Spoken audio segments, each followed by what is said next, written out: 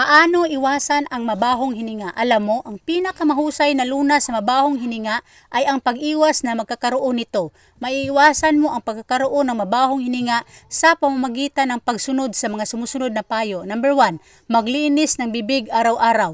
Magagawa mo ito sa pamamagitan ng pagsisipilyo gamit ang toothpaste na may fluoride para matanggal ang mga tira-tirang pagkain at plaque. Magsipilyo ng ngipin tuwing pagkatapos kumain. Sunod, regular na magbisita sa dentist. Magpa-check up sa dentista 2 bisis taon-taon para mapanatili ang malusog na dental health. Ang dentista ay magsasagawa ng pagsusuri sa bibig mo at paglinis sa ngipin. Sa pamamagitan ng pagsusuri, makikita niya kung ikaw ay may sakit sa bibig na dapat tunasan. Mga problema na pwedeng sanhi ng mabahong hininga. Sunod, tumigil sa paninigarilyo at pagnguya ng nganga. Kung ikaw ay naninigarilyo, isa ito sa pinakamabisang ngunit pinakamahirap na gamot sa mabahong hininga.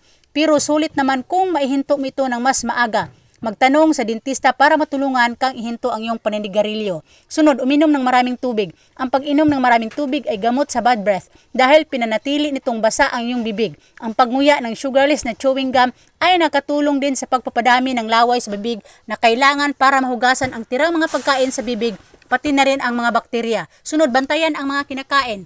Kung sa tingin mo ay sanhin ang bad breath mo ang iyong kinakain, sabihin mo sa dentista mo kung ano-ano ang mga kinahihiligan